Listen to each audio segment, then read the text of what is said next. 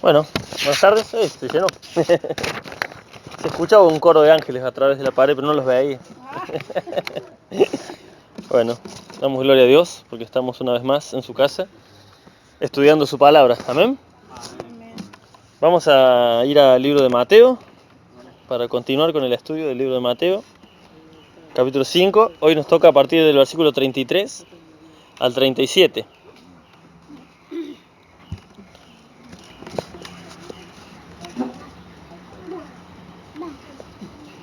¿Qué versículo era? Mateo capítulo 5. Sí, Mateo 5 del versículo 33 al 37 vamos a leer.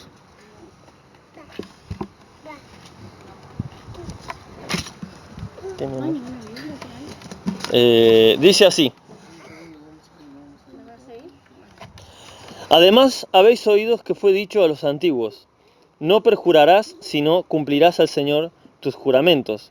Pero yo os digo, no juréis en ninguna manera, ni por el cielo, porque es el trono de Dios, ni por la tierra, porque es el estrado de sus pies, ni por Jerusalén, porque es la ciudad del gran rey, ni por tu cabeza jurarás, porque no puedes hacer blanco o negro un solo cabello. Pero sea vuestro hablar sí, sí, no, no, porque lo que es más de esto, de mal procede. Amén. Bueno, vamos a continuar entonces. Voy a empezar a hacer preguntas, ¿no? Porque voy a empezar a hacer preguntas porque, digo, ¿se acuerdan? Digo, ¿a dónde está hablando el Señor Jesús? ¿Se acuerdan? Bien. ¿A dónde? El Sermón del Monte. ¿Y parte de qué es esto? Ya les he dicho, de las últimas, creo que 3 enseñanzas he dicho lo mismo. Esto es parte de algo que el Señor empezó a explicar hace tiempo, de... Las exhortaciones y advertencias. Sí, pero de Jesús y la ley. ¿Recuerdan que el Señor dijo que Él no vino a abolir la ley? ¿Sí? Y si bien la Reina Valera lo corta con un título como que esa es solamente la parte de Jesús y la ley, en realidad la enseñanza sigue hasta el final de este capítulo, completo, ¿no? Es más, creo que hasta el... No, hasta el final del 7 me parece. Jesús y la ley. Bueno, sí, hasta el final del capítulo 7, todo es Jesús y la ley. O sea, Jesús explayándose con respecto a lo que dijo de que Él no vino a abolir la ley, sino que vino a cumplir la ley. ¿Mm? Bien. Nada, esa preguntita nomás, no se asusten. Bien. Entonces esta enseñanza sigue ese hilo, ¿no? Jesús y la ley. Es otra explicación más precisa y perfecta de lo que verdaderamente significaban esos versículos en el Antiguo Testamento, que los vamos a leer a continuación. Vamos a ir rápido. Levítico capítulo 19, versículo 12. Le voy a pedir, así lo hacemos rápido, a los hermanos que me ayuden. Pastor, ¿puede leer Levítico 19, 12? Alejandro, te pido si podés buscar Números, capítulo 30, versículo 2.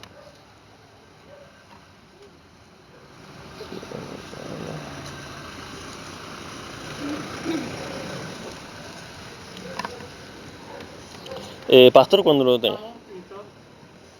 Y no juraréis falsamente por mi nombre, profanando así el nombre de tu Dios. Yo, Jehová. Amén. No juraréis falsamente por mi nombre. Fíjese que acá en el Mateo dice, no perjurarás. Perjurar es eso, jurar falsamente. Hermano. Cuando alguno hiciere voto a Jehová o hiciere juramento ligando su alma con obligación, no quebrantará su palabra, hará conforme a todo lo que salió de su boca. Amén. Era muy común en el Antiguo Testamento hacer votos, prometerle algo a Dios y tener que cumplirlo, obviamente, ¿no? Se hacía una promesa y decía, Señor, si vos me haces esto, yo te prometo que voy a hacer esto. Eso hoy en día ya no tiene cabida, pero era muy común en aquel tiempo, era la costumbre. Entonces el Señor da este mandamiento. Si haces un voto al Señor, cumplilo, no te olvides de hacerlo. Y acá en Deuteronomio más o menos dice lo mismo. Cuando haces voto a Jehová, tu Dios, no tardes en pagarlo, porque ciertamente lo demandará Jehová tu Dios de ti, y sería pecado en ti. Amén. Bien, y todos estos mandamientos se basan en un mandamiento principal, que es uno de los 10 mandamientos. ¿Saben cuál es? No tomarás el nombre del Señor tu Dios en vano. Ese es el mandamiento principal, ¿no? Cuando Jesús dice, en lo que acabamos de leer Mateo, se está refiriendo a todo este conjunto de mandamientos, no es que había uno en específico, todos estos hablaban de lo mismo, no tomar el nombre de Dios en vano para jurar, para hacer votos, para hacer cualquier tipo de lo que sea. Bien, entonces habiendo leído estos pasajes, ahora tenemos una mejor perspectiva de cuáles eran esos mandamientos respecto de los juramentos, pero Jesús agrega 4 ejemplos más. Dice, no jurarás ni por el cielo, ni por la tierra, ni por Jerusalén, ni por tu cabeza. ¿Por qué el Señor Jesús agrega esto?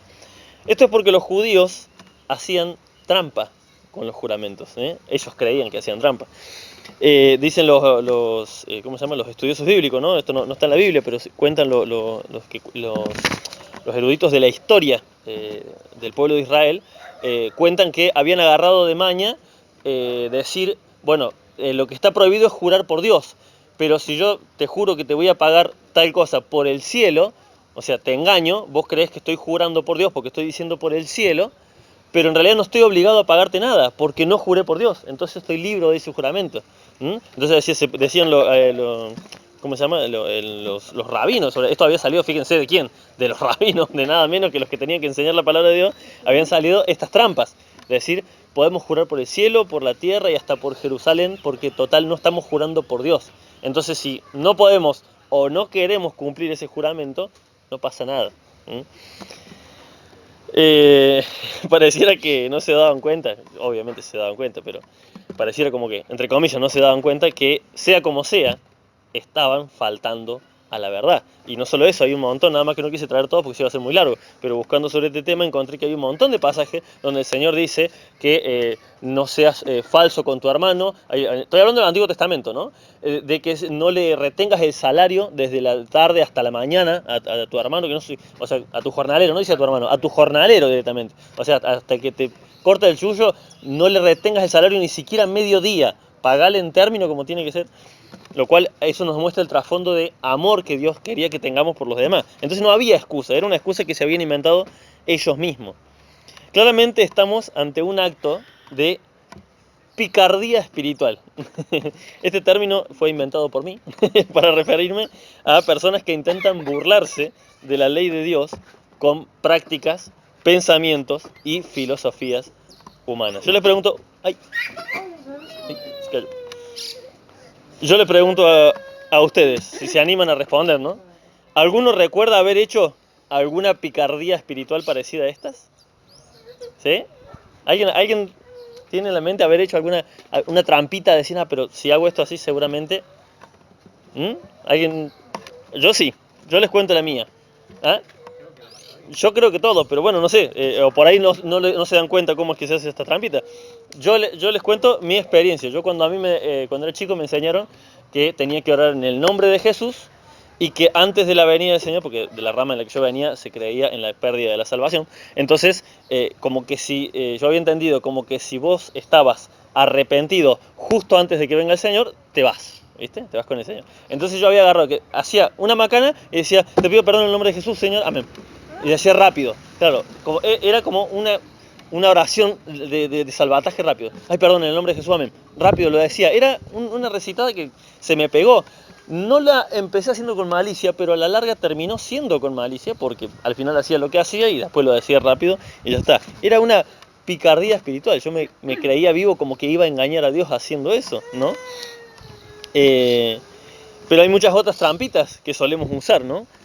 Una trampita, una frase que dice así, el Señor sabe que no puedo. En esa frase estamos llamando a Dios mentiroso, porque Dios dice que no nos va a venir ninguna prueba que no sea humana y que la podamos soportar. Dios sabe hasta qué punto podemos soportar. Entonces cuando nos viene una prueba y decimos, no, bueno, pero actué mal porque el Señor sabe que no pude resistir, estamos llamando a Dios engañoso. ¿Saben qué estamos haciendo? Usando el nombre de Dios en vano. Estamos metiendo a Dios en nuestro error. En vez de decir, fui débil porque no estoy bien yo. Fui rebelde, fui malvado. Sí, lo hice con malicia. Es mejor que digamos, lo hice con malicia porque me da bronca. Es mejor que digamos eso y no que metamos a Dios con esa trampita espiritual. El Señor sabe que no puedo. El Señor conoce mi corazón. Esa es otra trampita. Exactamente, ¿no? Ahí lo dice, todo lo Todo lo puedo en Cristo. Y esa otra trampita, ¿no? El Señor conoce mi corazón. El Señor sabe que no lo dije con mala intención. Se ofendió, pero el Señor sabe que no lo dije con mala intención. Hermanos, ¿a quién engaña esa trampa espiritual? A nadie, a nosotros mismos, nada más. Yo cuando también, bueno, esto me recuerda, supongo yo, ¿no? Aparte dice la palabra de Dios que Dios no puede ser burlado, ¿no? Pero yo estoy casi seguro de que estas ideas, de estas trampitas, ¿no? Vienen de nuestra pasada creencia católica, porque todos venimos de alguna forma, yo cuando era chico iba a la iglesia católica, vienen de nuestra pasada creencia católica en recitar oraciones rápidas o específicas, depende del asunto, entonces vos podías hacer una oración rápida y eso me parece que es de ahí que nos ha quedado, de creer que oraciones cortas y rápidas tienen un efecto, ¿no? Por ejemplo, yo cuando vinimos a vivir acá a Viale hace un montón, los primeros 2 años, 3 años, yo si bien mi mamá me llevó a la iglesia, yo no era cristiano, aparte era chico, pero me habían enseñado que cuando venía un perro y me ladraba tenía que decir San Roque, que este perro no me mire ni me toque. Y ahí estaba yo, cada vez que venía un perro decía eso, una oración que no tiene ningún efecto. Si el perro no me muerde es porque Dios no quiso que me muerda, nada más. Pero bueno, creo que viene de ahí. Miren, vamos a ir a Marcos, capítulo 7, para que veamos otra trampita espiritual que estaban haciendo los fariseos. Marcos, capítulo 7, versículo 8. Fíjense estos hombres. Acá Jesús les está recriminando, ¿no? Y le dice, porque dejando el mandamiento de Dios, os aferráis a la tradición de los hombres, los lavamientos de los jarros y de los vasos de beber, hacéis otras cosas, hacéis muchas cosas semejantes. Les decía también, bien invalidáis, o sea, dejaban inútil, bien invalidáis el mandamiento de Dios para guardar vuestra tradición, porque Moisés dijo, honra a tu padre y a tu madre, y el que maldiga a padre o madre muera irremisiblemente. Pero vosotros decís, basta que diga un hombre al padre o a la madre, es corbán, que quiere decir mi ofrenda a Dios, todo aquello que pudiera ayudarte. Y no le dejáis hacer más por su padre o por su madre, invalidando la palabra de Dios con vuestra tradición que habéis transmitido, y muchas cosas hacer semejantes a esta. ¿Qué es lo que les decían? Para que la gente no deje de ofrendar, porque obviamente habría situaciones donde la economía no estaba bien y tenían que ayudar. Obviamente el mandamiento de Dios es honra a tu padre y a tu madre. Si estás viviendo tu matrimonio bien y tus padres están pasando hambre, es lógico lo que tenemos que hacer, ir y ayudarlos. Pero los fariseos, para que esta gente no dejen de ofrendar, para que no dejen de, aparte de ellos recibían de esa parte de la plata, para que ellos no dejen de ofrendar, ¿qué hacían? No, todo lo que pudieras ofrendar a Dios es la ofrenda que podrías ayudar a tus padres, es la ofrenda que le tenés que dar a Dios. Dios sabe, Dios sabe, vos tenés que darles ofrenda a Dios. Si tus padres están pasando necesidad, Dios los va a ayudar. No, hermanos, ese no es el orden de Dios. Honra a tu padre y a tu madre, ese es el mandamiento. Entonces, ¿cómo lo honras? Ayudándolo. Y si no te queda no te queda ofrenda para la iglesia, no te diste cuenta, pero la ofrenda ya la diste. La diste ayudando a tu padre y a tu madre. Si tenías la plata justa, no habías sacado todo rigurosamente, diezmo, ofrenda, todo correcto, pero tus padres están en necesidad, no tienen que comer, y los ayudas con esa plata, es la ofrenda. Estás dando tu ofrenda a Dios de todos modos, honrando a tu padre y a tu madre. Jesús les reclama esto. Ustedes invalidan este mandamiento, no dejando, fíjense, no es que ellos lo hacían, dice, y no le dejáis hacer más por su padre o su madre. O sea, esto se lo hacían a la gente. Esto se lo hacían a la gente. No dejaban que la gente, con esta trampita, no dejaban que la gente ayude a sus padres y su madre para que no dejen de recibir ellos la parte de diezmo y ofrenda y todo eso. Vemos que en esta otra historia de Jesús y los fariseos, esta costumbre de hacer trampitas espirituales era una costumbre en muchos aspectos de su vida, no solamente en lo que acabamos de leer de los juramentos. Por lo que entendemos de antemano que cualquier tipo, fíjense esto, cualquier tipo de intento de amoldar la palabra de Dios a mis preferencias, ¿saben qué es? Es un intento de burlarme de Dios. Es un intento, cuando queremos burlar lo que dice la palabra de Dios, me estoy burlando de Dios mismo, me estoy burlando de Cristo, porque Cristo es la palabra, ¿recuerdan? Jesucristo es el verbo, que significa la palabra. Cuando leemos la palabra y tratamos de burlarnos de burlar esa palabra de otra forma, no, pasa que esto era para aquel tiempo, no, pasa que... Esas excusas son un intento de burla del mismo Jesucristo. Continuamos en Mateo, capítulo 5. Volvemos rápidamente. Así que esto tiene que volver rápido. Ahí está. Mateo 5. Vamos a leer el versículo 33. En adelante, fíjense, leemos rápido esta parte. Dice... el 34. Pero yo os digo, no juraréis de ninguna manera, ni por el cielo, porque es el trono de Dios, ni por la tierra, porque es el estrado de sus pies, ni por Jerusalén, porque es la ciudad del gran rey, ni por tu cabeza jurarás, porque no puedes hacer blanco o negro un solo cabello. Aquel intento de los israelitas de burlar aquella obligación que salió de sus bocas, porque se obligaban diciendo, no, yo te juro que voy a hacer esto, yo te prometo lo que sea, era un intento inútil de escapar de la justicia de Dios, lo cual es obviamente imposible. Fíjense, Jesús le agrega esto que no estaba en los mandamientos, pero era algo una trampa que ellos habían hecho, jurar por el cielo, por la tierra, por Jerusalén o por sus propias cabezas.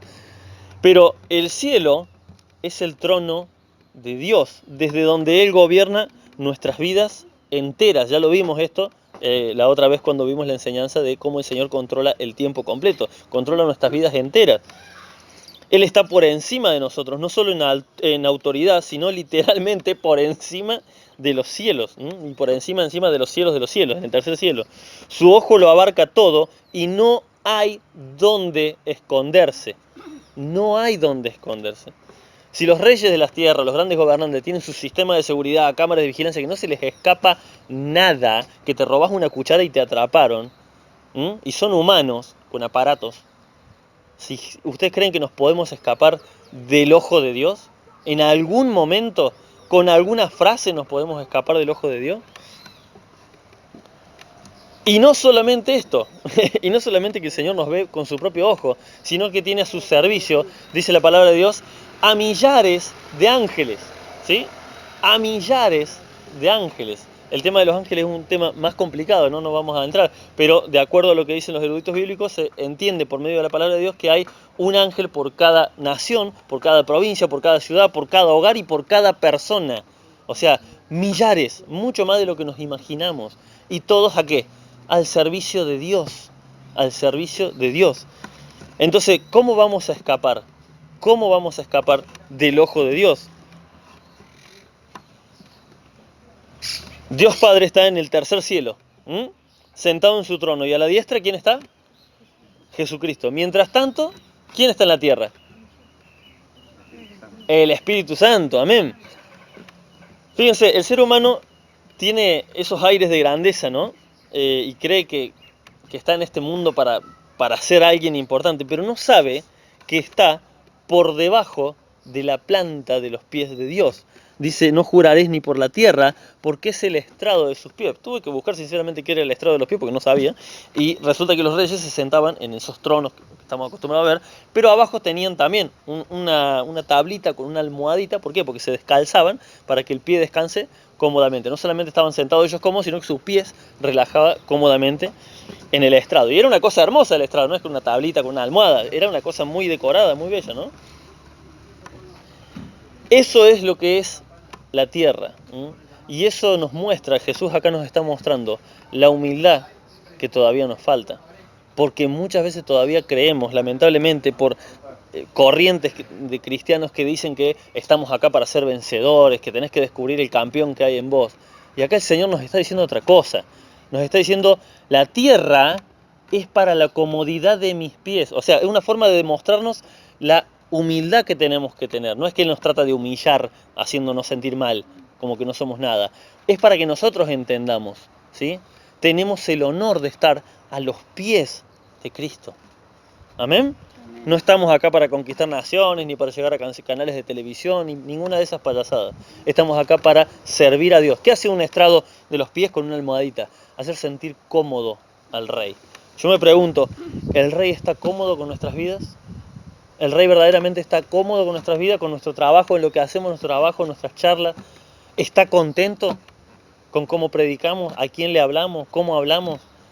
¿Somos el estrado de los pies de Dios? No es una palabra al azar esa que tira Jesús, la dice porque tiene su importancia.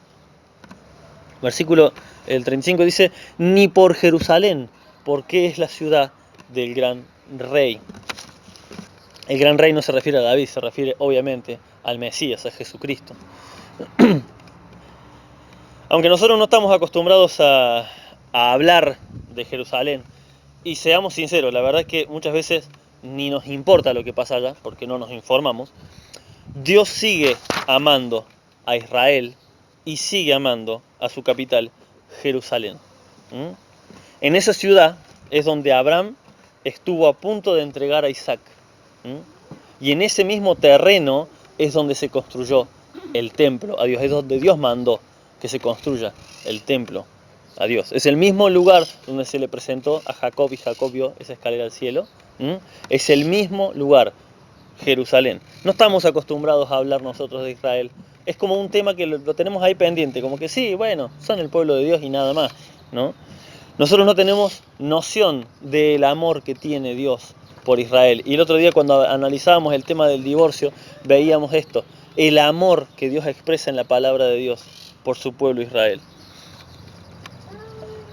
Nosotros vivimos en un país que lamentablemente, aunque no lo sepamos, aunque decimos por qué esto no progresa, ¿no? ¿Por qué no sale adelante Argentina? Pensamos. No sé si ustedes lo saben, pero Argentina está bajo maldición. Argentina está bajo la maldición de Dios. Y es uno de los países con más cristianos evangélicos en el mundo. ¿Y saben qué? Argentina está bajo maldición. ¿Por qué? Porque Dios dijo, bendeciré a los que te bendigan y maldeciré a los que te maldigan. ¿Sí? Y una cosa que uno las aprende después, porque en la escuela no te las enseñan ni a palo, es que este país albergó nazis, asesinos de judíos. Este país, cuando había que votar porque Israel vuelva a ser una nación, ¿qué hizo? Se abstuvo. Fue tan cobarde que se abstuvo. No dijo ni que sí ni que no, se abstuvo. ¿Y Dios qué dice a los tibios? Los vomitaré de mi boca. Dios desprecia a los tibios. Se abstuvo cuando pasó eso. Cuando han pasado cosas terribles como los atentados a la Embajada de Israel, a la AMIA, y todas han quedado impunes. Eso no es un tema político, hermanos. Eso es un tema espiritual. ¿Saben qué? Y todo ha quedado impune y hasta el día de hoy se sigue tapando información para que no se sepa quiénes son los asesinos, para que no se los atrape. ¿Saben qué es eso? Maldición de parte de Dios. Y ahí lamentablemente están muchos cristianos, yo he escuchado muchos cristianos decir que el pueblo de Israel, no, ya no son el pueblo de Dios, así que todo lo que les pasa es porque, como diciendo que se embromen. No entendemos la maldición que hay detrás de maldecir al pueblo de Israel. El que bendice a Israel es bendito, el que lo maldice es bendito. ¿Ustedes por qué a veces nosotros en nuestra vida no entendemos muchas cosas, pero nosotros debemos bendecir lo que Dios bendice? No entendemos por qué nos pasan ciertas cosas, pero si Dios llama a algo bendito, no podemos llevarle la contra a Dios. Si Dios llama al matrimonio bendito, no podemos nosotros hacer chistes diciendo que el matrimonio es una maldición, porque Dios lo llama bendito. ¿Se entiende? ¿Amén o no amén? Amén. Versículo 36. Ni por tu cabeza jurarás, porque no puedes hacer blanco o negro un solo cabello. Esto obviamente no debe interpretarse como una prohibición de teñirse el pelo, no tiene nada que ver. Aunque yo como hombre no me pienso teñir, porque dice Salmos que las canas son una corona en la cabeza de los justos, así que en mi cabeza no va a pasar tintura. Pero no va por ahí la cosa, no va por ahí la cosa. No tiene nada que ver con la tintura. Creo que la enseñanza obviamente va más por otro lado, sino más bien por el hecho de que ninguno de nosotros tiene autoridad sobre nuestro propio cuerpo, ¿sí? Vos podés teñirte las canas de negro o de rubio, pero espera unos días, el pelo crece y vas a ver que sigue siendo blanco. solo lo tapaste con pintura, no lo cambiaste de color. No tengo autoridad para hacerme más alto, por más que me ponga tacos. No hay forma de que me haga más alto. Sigo teniendo la misma estatura, solo que con tacos, ¿sí? A eso se refiere. No tenés autoridad ni siquiera para manejar tu propio cuerpo. No podés hacer blanco o negro tu pelo. Si querés ser rubio, te podés teñir de rubio, pero seguís siendo morocho. ¿Mm? Esto nos habla de cuidar nuestro cuerpo. Esto nos habla de cuidar nuestro cuerpo, porque si quisiera, ni siquiera el cuerpo que tenemos nos pertenece, ¿sí? Ni siquiera el cuerpo que tenemos nos pertenece, le pertenece a Dios. Es templo del Espíritu Santo. Por lo tanto, no podemos poner en juramento o en apuesta. Hoy en día los juramentos ya no están muy de moda, pero sí están de moda las apuestas. No podemos poner por juramento nuestras vidas, ni en apuestas, ni en riesgo nuestras vidas, porque no nos pertenece. Ni siquiera nuestra integridad física. Ni siquiera podemos arriesgar un dedo por un negocio, porque nuestro cuerpo no nos pertenece. Hoy en día están muy de moda los retos en internet. La mayoría de acá son, ninguno son, casi nada, ninguno, poco, adolescentes, pero bueno, a los que no sepan les cuento. En internet hay un montón de chicos de 13, 14, 15 años haciendo retos que arriesgan su vida por una tontería. Había un reto que yo decía, pero Dios mío, ¿qué les pasa a la gente? Que era comer una bola de jabón de cosas. Pero te podés morir, es un químico. Pero lo trataban de hacer, nadie lo puede hacer porque lo terminás vomitando, pero lo trataban de hacer. O tratar de mandarte una cucharada grande de bicarbonato sola o canela sola. Te podés asfixiar, te pueden pasar un montón de cosas. Ni siquiera esos retos, nada que arriesgue nuestro cuerpo nos está permitido. ¿Por qué? Porque nuestro cuerpo no es nuestro. No nos pertenece, es templo del Espíritu Santo. Romanos 14:8 dice, pues si vivimos, para el Señor vivimos, y si morimos, para el Señor morimos. Así pues, sea que vivamos o que muramos, del Señor somos. No somos nuestros. Y concluimos versículo 37, dice, pero sea vuestro hablar, sí, sí, no, no. Porque lo que es más de esto, de mal procede. Aquí encontramos la verdadera enseñanza de todo este pasaje. Todo lo que leímos solamente busca desembocar en esta. Esta es la verdadera enseñanza. No es que jurar asegurando una verdad absoluta tenga algo de malo. No es que Dios nos esté prohibiendo que si estamos, nos llaman a juicio y nos ponen la mano sobre la Biblia, jura decir toda la verdad. No, la Biblia dice que no jure. No, no se refiere a eso. No es eso, porque estoy jurando decir la verdad, ¿sí? Fíjense que los versículos que leímos hablaban de hacer votos, ¿sí? De comprometerse a hacer algo. ¿Por qué? Porque no sabemos si mañana vamos a estar vivos. ¿Cómo yo voy a jurarte que mañana te voy a dar tal cosa si ni siquiera sé si mañana me voy a despertar? ¿Sí? No es que Dios prohíba estas cosas, obviamente que tienen un sentido.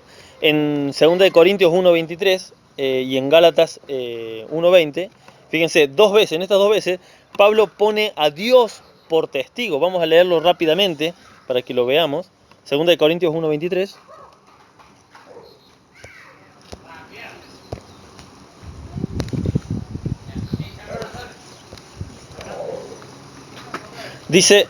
Pablo dice, mas yo invoco a Dios por testigo sobre mi alma, que por ser indulgente con vosotros no he pasado todavía a Corintio. Porque los corintios decían, este Pablo escribe muy duro, pero vos lo ves en presencia y no hace nada, no corta ni pincha. ¿Sí? Y Pablo les dice, o sea, estoy tratando de ser indulgente con ustedes, dice, pongo a Dios por testigo de esto. ¿Sí? Estaba llamando a Dios como testigo. No estaba haciendo un juramento, pero estaba aseverando una verdad absoluta. Y en Gálatas 1:20 lo vuelve a hacer, fíjense. Gálatas dice, en esto que os escribo, he aquí, delante de Dios, que no miento. ¿Sí? Está poniendo a Dios por testigo, porque lo que va a decir es algo muy importante. ¿Sí? Acá Pablo está usando bien, no está haciendo un juramento, simplemente está invocando el nombre de Dios bien. No es que no podemos decir la verdad juramentando en el sentido de que si nos obligan a decir, jurame que me está diciendo la verdad, no, yo no juro. Es una soncería, es un juego de palabras que no tiene sentido. La verdadera enseñanza está en lo que vamos a leer a continuación. Bueno, y el mismo Jesús lo hicieron en Mateo 26, 63, le dice, el sumo sacerdote le dice, te conjuro por el nombre del Dios viviente que me digas si sos el Mesías o no. Y el Señor le dice, tú lo has dicho. ¿Mm? Lo obligaron a jurar delante de Dios. Y lo hizo. Tú lo has dicho. Y es más, dice, y van a ver venir al Hijo del Hombre en las nubes. Entonces no se refiere a eso. En lo que no debemos usar juramentos es en promesas o compromisos de hacer algo o no dejar de hacerlo, como explicaba recién. Y aquí, como en la enseñanza del divorcio, es donde Jesús nos enseña a tener un pensamiento más... ¿Qué era el pensamiento que hay que tener? ¿Se acuerdan? ¿Más? Exactamente, más alto. Pensamientos más elevados. Porque Jesús dice... Vamos a volver rápidamente a Mateo. Pero ustedes no juren, dice, sino que sea su hablar sí, sí, o sea que tu sí sea un sí. Y ya está. No hace falta que andes jurando ni por Dios, ni por el cielo, ni por la tierra. ¿Qué significa esto?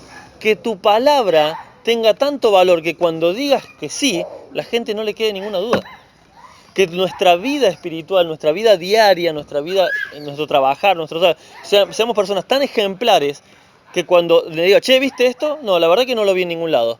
Nadie sospeche, che, ¿se lo habrá robado? Porque si sospechan algo así, por algo es. Pero si nuestra vida es ejemplar, no necesitamos andar haciendo ningún tipo de juramento de ningún tipo. No necesitamos andar haciendo promesas, no necesitamos nada de eso.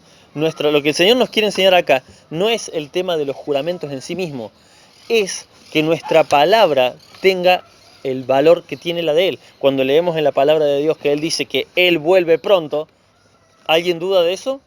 Yo lo creo plenamente. No me pongo, che, ¿será cierto que va a venir? Es la palabra de Dios. Bueno, que nuestra palabra dice, sea como la de Él. Que cuando Él dice sí, es sí y nada más. ¿Amén? Dios nos llama a tener pensamientos más elevados sobre su palabra. Si me comprometí a visitar a un hermano, por ejemplo, me comprometí, le dije, sí, voy a ir a tomar unos mates y charlamos porque está mal el hermano, por lo que sea, y me agarró fiaca, no busquemos excusas, ¿sí? Me agarró fiaca, sí, estoy cansado por el trabajo. Lo lamento, pero ¿para qué abriste la boca? Que tú sí sea así. O al menos, como si no queda otra y de verdad estás reventado del trabajo, al menos llamarlo y decirle, hermano, la verdad estoy re cansado. Perdóname. Al menos pidamos perdón, pero no busquemos excusas, ¿sí? No busquemos excusas para cumplir, porque esa persona, ¿saben qué?